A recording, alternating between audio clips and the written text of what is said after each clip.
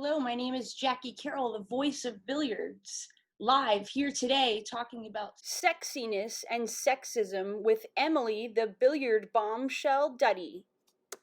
And I know you do. How's your coaching going? You do a lot in Oregon. You've always been really into that, which I love. I think that's fantastic. Yeah, I opened the Billiards Academy in California like had that for about 10 years, and that really grew the game. I mean, we became we went from nobody's heard of Chico, California in the pool industry, and became the #1 represented city in Reno for their bar table championships through the interest in building the sport. And I did it full time and had some students who were just amazing, and they compete on a semi-professional, level Awesome. national events, and it really was awesome. Just so many people with so many different backgrounds that come together that never would have met if it wasn't for pool. And, Yeah. Yeah, and then I moved up here recently to Portland to kind of expand, and that's been awesome too. And a lot of new students out here, but unfortunately with COVID, it's hard to recruit more. I have a few more, but yeah.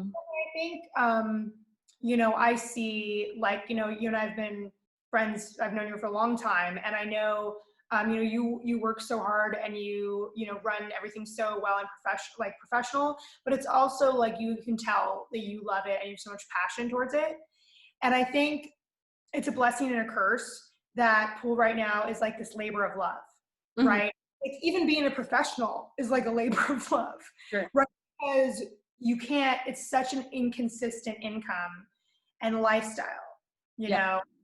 It's just this crazy roller coaster, and all of us have to have side jobs, right? Or most of us have to have side jobs or major sponsors, right? And then if we go through periods of like having to work more, can play more, do these kinds of things. I mean,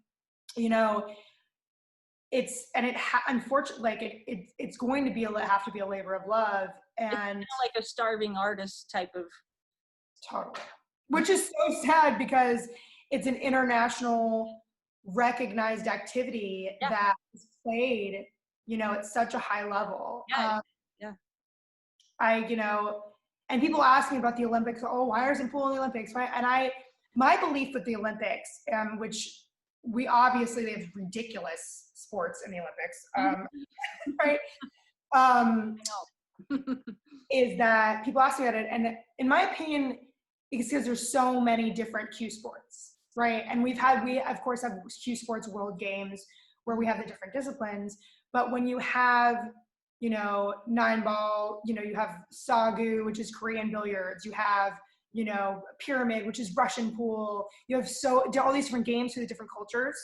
So I think that now that 9-ball has taken center stage all over the world in a big way, that we can get to a possibly unified body, unified rules. I hope other games would be included, but this is the first time where there's something close to like a main game that we could get to, that could be included in the Olympics. But again, I think it's about consistency. It's about a governing body. It's about, there's too many random sets of rules, too many random tours, too many random professional events. Absolutely. Right? That are not all together in a cohesive, very fragmented sport. Did I ever tell you about the ACLU lawsuit that I had? No. When I competed for the BCA Nationals, which was women, and trained for that and won that, even though I was really excited, I kind of felt let down, because I could see, right when I won it, I looked over and looked at all of the men playing, and I'm like, well, I didn't get to play everybody. So it's like, I kind of felt let down. It was a weird feeling. Yeah. And, so anyway, let's see, it was 2005. I wanted to play in a men's event of a large men's tournament. I don't want to name the name of the. Okay. large corporation. But anyway, they wouldn't let me play because I was female. And the ACLU represented me in a case against them. And they couldn't take the case in 2005 because they didn't have enough people to help them do it, even though they wanted to take the case. So they said, okay, we'll do it next year. You try to enter it. And then when they say no, then we can take the case again, right? Yeah. So that was 2006, and I got accepted on the International Pool Tour, which was one of the first recognized co-ed tours. I was one of 15 women in the world to play on it. And it would have been a surefire win, pretty much, except they got away with a loophole that because I was qualified as a pro, and that was an amateur men's championship I was trying to play in, they said I wouldn't have been allowed anyway.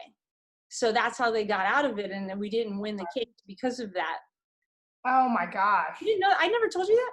No, that's crazy. Yeah. But yeah, but since then, you know, because it actually was illegal for them to not allow women.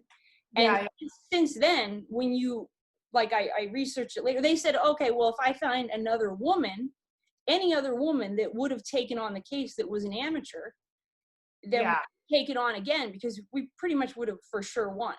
And I couldn't find any other women, none, because they either the pros were afraid to piss off people in the industry, and that was their life, or I couldn't find a woman with enough balls. And then later in life, I actually did, and not, like a lot of women now would probably do it easily, but I couldn't find anybody at the time. But since then, even the ones that have been posted as men's only, there's a little fine line in there. I'm thinking probably related to the case, that women could play, because you're really not allowed to do that. It's so the whole topic is so interesting to me.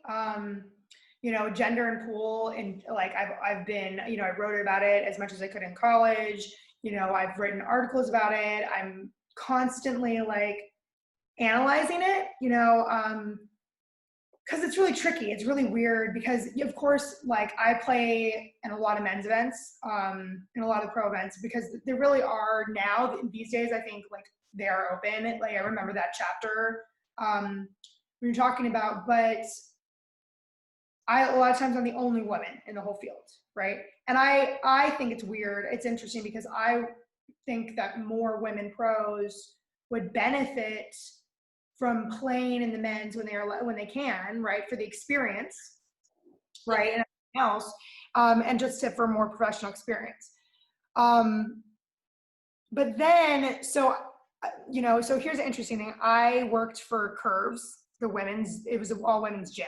I don't know if you remember it. It was like, it was one of the fastest growing franchises in the world. It was awesome. Like I worked for them in college, and I helped open a lot of their gyms in California. Right. We were women only, right? But can you be women only? Can you be men's only? Is that legal, right? So there was this time where, you know, if you go back in time to men's only clubs, they were everywhere, right? Where most pool halls were signs saying no women, right? This was a different era, and they were allowed to get away with this, right? Men's only clubs. But what about women now? What about the WPBA, right? We're women only. Men cannot play on our tour. Now, is that illegal? Right? When you think about it on both sides, I don't know what the right answer is, right? Men aren't allowed to play on our tour. Now we have transgender players, right, that are allowed to play on the tour because they identify as women and everything. I am in support of that and of, you know, transgender rights.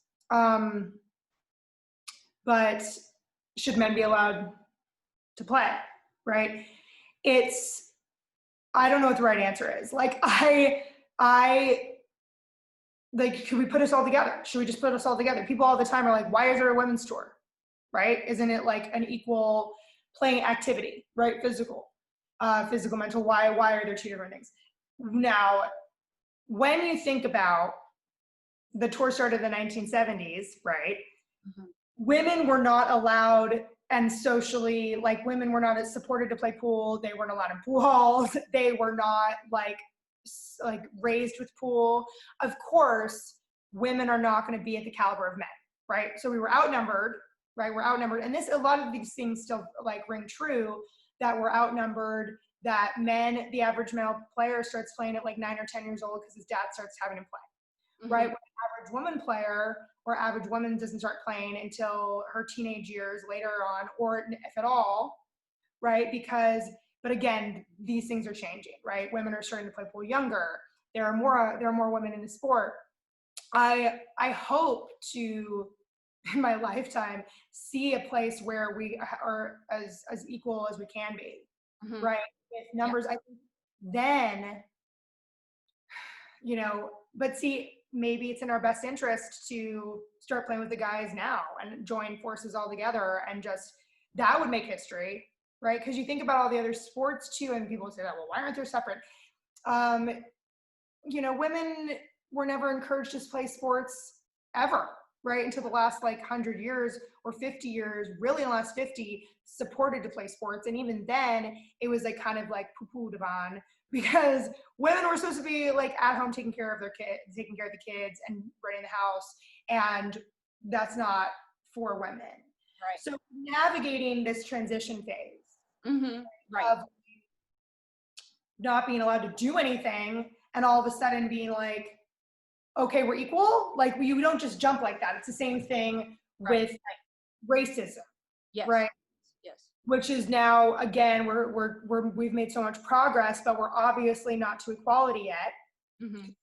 It's happening because you can't have hundreds of years of really terrible racist actions and laws, right? And just jump into, okay, everything's equal now. Obviously it takes time to progress into that. So I think that's where a big thing about any male dominated activity, and especially sports, and especially something like pool, which was socially, it wasn't even physical, that we weren't good at it. It was socially, it was a boys' club, right? It's where men went to get away from their wives, and they drank and they gambled and whatever. And women were just not embraced in the area, which I think too, why I think that's a big reason why attractive women in pool halls are even more for the old school guys, right? They're not even used to seeing any women in there. And all of a sudden it's you have attractive women. Well, it's that's not, they would never have to interact with us or figure out how to be gentlemen. Oh, heaven forbid, be a gentleman. At the most, they were just I mean, if there were women there, maybe they were just there to do things other than pool, waitressing or. Yes.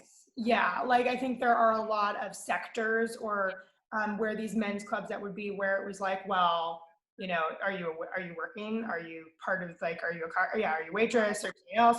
Or, or maybe you were judged, right, as a woman that wasn't at home with her family and that wanted to be at the pool hall playing pool, right? So I know, obviously we've come a long, long way. I can't even imagine being a woman who wanted to, was very us, who were very empowered and ballsy, and we want to smoke cigars and drink whiskey and play pool. That's who we are, really. We're not trying to be cool. Fun fact about Jackie and I is that we have done the Rocky Mountain Cigar Festival. Now you've done it forever. And I was fortunate to be brought on. You brought me on the last few years.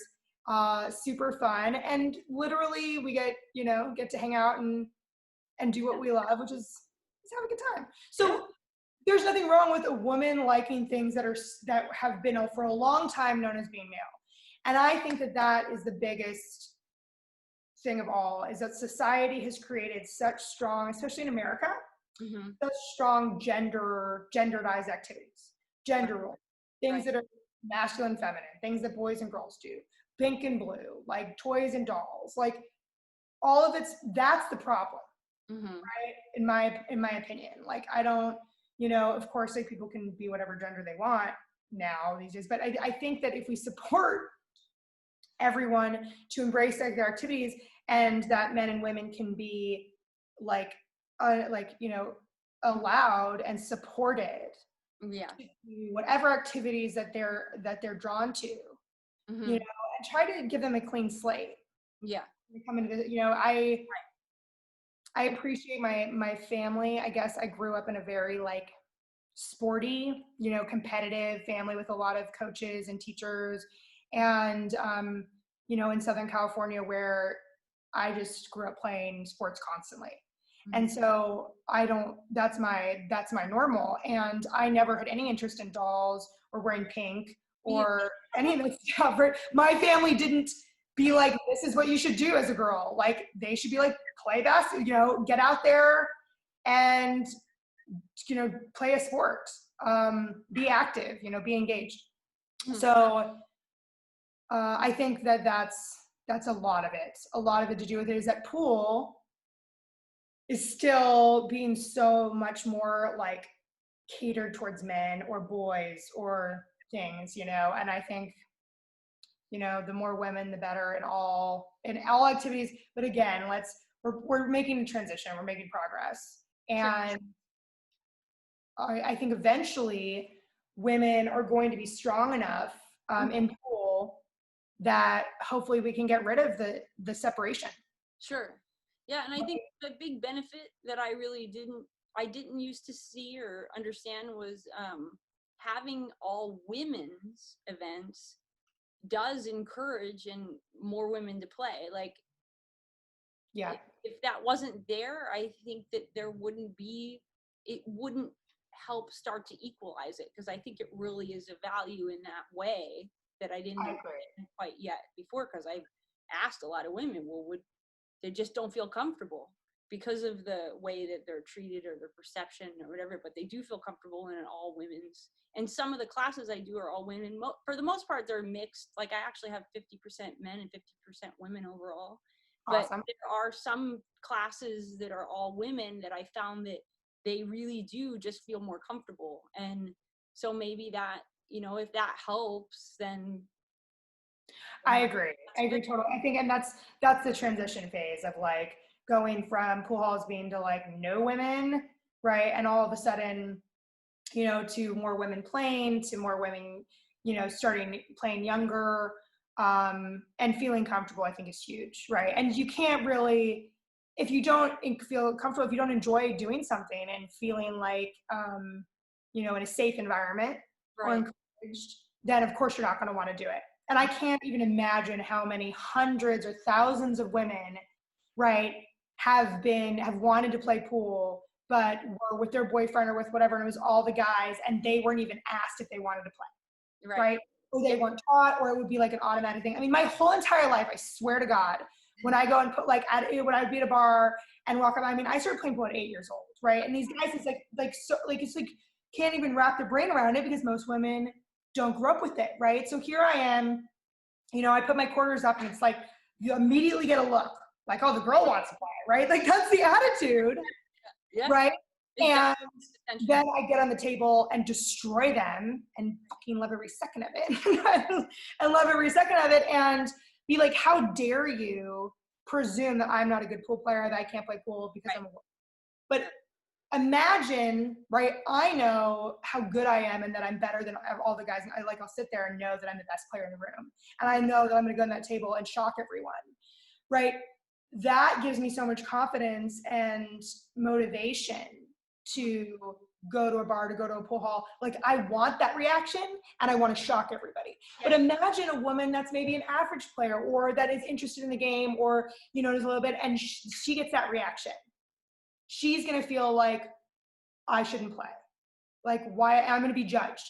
If she's not that good, they're going to be like, you know, it's hands down. You can have a guy that is so terrible, right? But they're never going to question him wanting to be like, you know, in the loop, playing the king of the hill. You're right. They're treated different. You're right. Right. But if you have a woman that's better than that guy, get on the table, it's going to be like, why are you even playing? Yeah. You know, And again, I really do know that we've made progress and we've come a long way, but it still happens. I know it still does. And I still get it a lot, even now. You know, if I'm in a bar, nobody, you know, they don't know who I am. And obviously when I start playing, they shut up. It's like, but that shouldn't have to be a thing. Yeah. They should be respected. A woman that wants to play should be encouraged. Right. So I agree that the women's events are a safe place and a place where women can grow and get better at the sport. Right. So the more numbers, like, you know, we just have to chip away. Right. The more women, the better. If you're a woman watching this, we love you. Play pool. We will teach you. Right? Like, stay the course, you know, don't let a jerk. The other thing is that, like, a guy could be, guys are kind of a mess. So like when it's like comes to like a woman and a male dominated activity, because all of a sudden, oh, then every single guy wants, like, even if he's worse than you, wants to give you pointers. Wants to give you a lesson. Oh wait, you could do this differently, or you could do this. Let me teach you. Right. So, right. I've got it my whole entire life. Yeah. And for me, it infuriates me. I always keep my cool and not like overreact, because I know that they just are like dodos, right? Men are so ingrained in the habits. Yeah, and just let them know, like, hey, listen, like, I know what I'm doing, but even if I didn't, it is not your right or your place, right, as a male over a woman in this environment to automatically, like, get to teach me or talk to me or do anything. So, you know, I you know, man, I understand. It's like they're trying to be understanding and sensitive sometimes too, and they just like stick their foot in their mouth, or they don't mean it, right? Like a lot of the guys in the show. Right. You know, I was like, I'm glad that in a man's world, you know, I got to have guys on there that, even though they didn't act appropriately all the time, were still my friends. Mm-hmm. And people that I knew cared about me, and I knew that didn't realize they were acting like they were. Mm-hmm. Yeah. Right. And going and doing the whole experiment got to show them that. Yeah. So I think men, women, we're all doing our best, but like, let's just like try and listen to each other and pay attention, and leave, just leave women alone to play pool and do their thing. If they want help, they're going to ask. Yeah. Just find out if it's a wanted thing, guy or girl, like ask if they want. Exactly. Be respectful. But I think women are also raised as people pleasers. Mm-hmm. And we have a hard time saying no. And I think that that's a tricky thing too, that women let people, or maybe they don't want to be taught, or they don't need the lesson or do whatever, but they let the guy do their thing because they feel bad saying no or being whatever. You know, women and men are tricky, and we're all like, I don't know, just do you like, again, but if it comes from a place of like kindness, and women, I think, need to be stronger and able to stand up for themselves. Yeah. Right. We need to do our best to encourage that. And men just need to be as respectful, you know, as they would to each other. Right. Right. I don't know. I agree. Even when I was doing the show, you know, I think one of my favorite moments is the producers asked me, like, you know, don't you find it interesting that the times when you feel most powerful are the times you're like, you know, getting unwanted attention? Because I talked about when I play on tour, when I dress as kind of like this Laura Croft, Sarah Connor kind of, you know, kind of sexy badass female alpha figure. And I was like, I hadn't really thought about it in depth. Yeah. Right. And, you know, it's just a very, yeah, like, it's complicated, right? But all I know is that I have dug really deep and questioned why I dress a certain way, why I act a certain way, why I might be feminine or sexy. And I know it's who I am. right? I know it's who I am. It's powerful. It shouldn't matter. Mm-hmm. You know, I think there's too much of like the women's figures, you know, of course it's beautiful and sexy, but like, it's just our bodies. Mm-hmm. Well, and I've been I've been talking about this with different people in marketing and branding and things. And so like as a pool teacher, and different ads and branding that I put out there. And on the one hand, if there's a certain, if it's sexy and classy, maybe that works. If it's too sexy, it might take away from credibility. You know what I mean? And Yeah. so it's an interesting topic, and certain outfits or posters or whatever seem to attract a certain amount of wanted or unwanted attention. And it's something to consider, I think, you know, whether it's fair or not fair. No, it's true. I think, you know, I really, you know, I feel like I walk the line as a controversial full figure because, you know, because of course, like I have, you know, like a lot of experience as a seasoned professional. I kind of fall in this weird category where, you know, I got Rookie of the Year. I'm like, you know, I've been high ranked for a while, but I haven't like won a title, right? But I know, you know, I don't care what people think of me, but I know that I've worked so hard at my game with coaches for 10 years, and that I am like I'm a top player, right? And it took me a long time because people want to like, you know, be like, you're not a pool player, you're not a good player, you're just a model, right? Or you're just, you know, you just have press because of your marketing, you're pretty.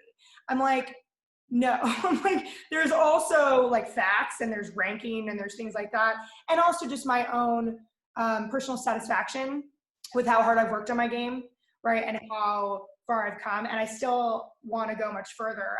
I know there's another level for me, but I did make it a point to, until I felt really established as a professional and had a certain ranking and was at a good place, and before I started really marketing the sexier side, right? I kind of like played it more on the conservative side, and now I still walk the line. Like I want to be, I'm very proud of who, like being sexy. I work out, I take good care of myself. I think like my biggest thing is promoting being healthy, right? I'm not like a stick figure. I'm not like you know, a starving model. I'm not like, you know, I'm a real woman, right? With real curves. But I eat well, I exercise, I go up and down in my weight, but it's about health. Right. And a big thing where I want to represent muscular, strong women. You know, it's really important for women to like actually work out, to not be afraid to be muscular and strong. You know, that's important to me. You know, a lot of my sexy is incorporated with my yoga and like my exercise practice. You know, and then of course, like, there does come more attention where, you know, if I put a sexier photo up, I do get more attention. It's kind of this, it's always like that. All right, Betty, what do you think? Do you agree?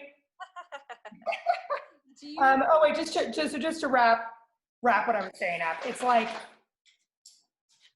you're never going to make everybody happy, right? I'm not going to make everybody happy. Like some people are going to think that, you know, I'm too sexy and my photos are too much, right? And then I'm not representing myself well as a professional. And other people are going to be like, dude, you're, you know, other people are going to think, no, you're bringing attention to the sport. You're bringing attention, like you're marketing yourself, sex sells, who cares? You know, you're an empowered woman, you know, you take good care of yourself, whatever. I'm never going to make everybody happy, you know? And so I try to have a variety. I try to always like, it's not just all sexy pictures. It's not just all selfies. It's like that's a part of who I am. But competitive photos, articles, like the TV shows, all of these things, it's like there's so many facets to a human, right? And I'm not just a sexy model. I'm a really amazing pool player, but I don't I'm proud of being sexy. Yeah, that's a great, right? great point. There's a lot of sides. Yeah. And it's crazy. People could win every title and be as great as one of the greatest players, and you will always have somebody saying something negative. Like, you really can't make everybody happy, and it's impossible. Totally. Yeah. So we have to be, you want to, I try to work on myself every day, and just to be a better person. I know that, I'm a kind, giving, generous person, that, I'm, good to my friends and my family, but all, other humans too, that, so I believe in karma. I believe in just being proud of like being a good person. Right. And I think that's what everyone should be striving for. So I let it roll off my back when I was younger. The negative comments and stuff bothered me more. But I've learned that they don't mean anything. It's really says more about the person that's saying the negative comments than it does about me. And I whatever, I can't change who they are, what they want to say. So I know that I'm a positive, good person, and I don't go either way.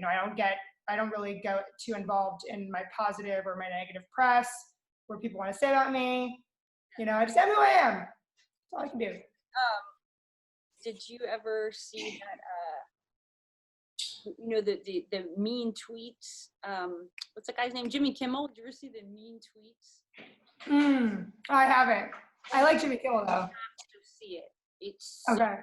So there's basically all these celebrities that he invites on his show, and in real time, they haven't read these tweets yet, right?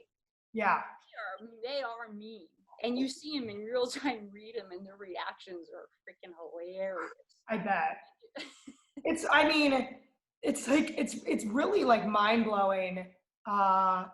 Like the troll era that we're like, the trolls that are out there. Why would you spend that much time to go out of your way to actually not only think or say that, but to write it and send it to that person? I know. Awful. I know. No, it's really sad. I just feel so sad for people like that. It goes back to feel like childhood, like making fun of another person, or just like those people like never grew out of that, like they're just so unhappy with themselves and their life. I can't even tell you, just to be honest and candid, it's like we all have things that we don't like about ourselves, or people can pick on us or whatever. And I don't know, physical things are so, obviously, people do that, and it's so silly because you're born like that. But my ears stick out. And when I was young, I would be picked on a little bit, and I was always embarrassed, and I wouldn't want to show them, and I wouldn't want to wear my hair up when I'd play sports and things, right?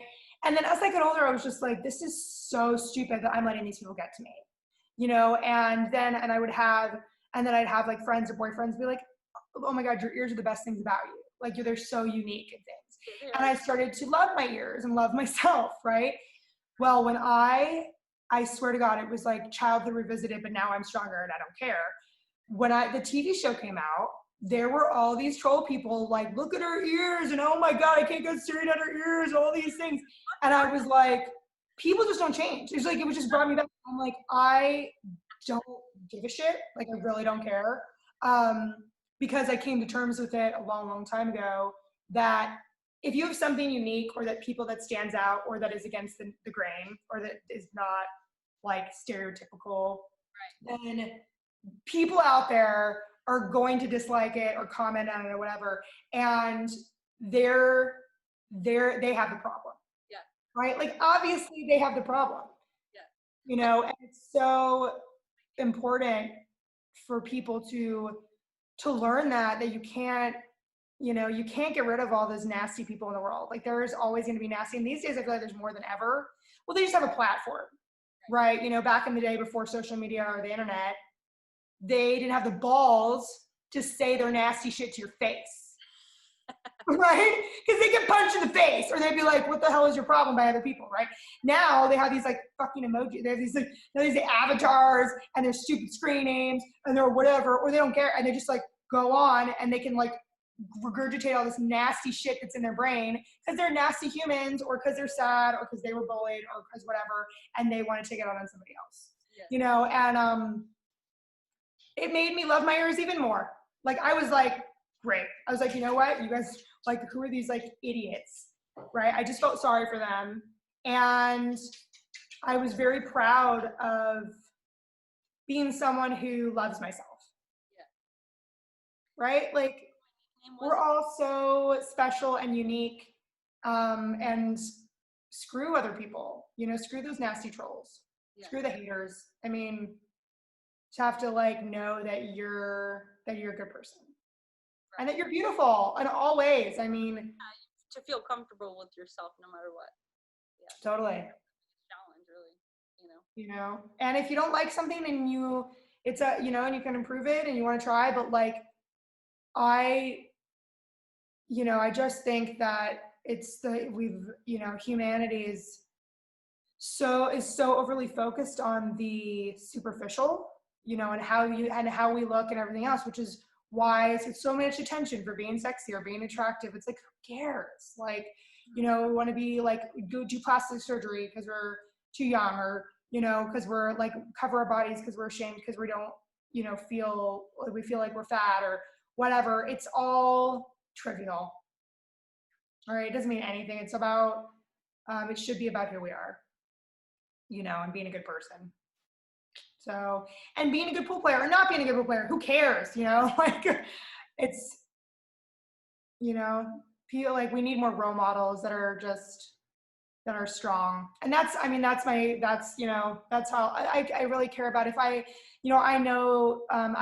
have so many messages from strangers that watch my show that were so meaningful and powerful, and that they were impacted, and that I changed their lives, or that I inspired them, and that means the world to me. That's what I focus on, right? If I change one person, if my show had a positive impact, if my, anything that anyone's ever seen me on makes them want to play pool or do something passionate that they're passionate about, or have fun, or chase their dreams, or whatever, I'm living my life right. Right, that makes it. Yeah. And all the other, and I just have to like let all the other shit go. Yeah. Cheers. Like, yeah, positivity and not caring about the haters. Absolutely. Well, thanks for taking the time, Jackie. It was super, super fun to just like shoot the shit and ramble and have a virtual drink. And talk about all the pool stuff. I mean, we could obviously talk forever about all of it because we're so passionate. But I love you. I miss you. And to anyone who watches this, thank you for watching. And I hope you're staying safe and healthy during all this. And play more pool. Encourage people to play pool and treat others with respect. All humans are, just love everybody. Just be like positive. Come on. And haters, like, chill out, because you're okay. We love you too. It's cool. Present. All right. Well, stay safe in Portland. Cheers. Cheers. Let's make billiards great again. Love you, Emily. Love you, baby.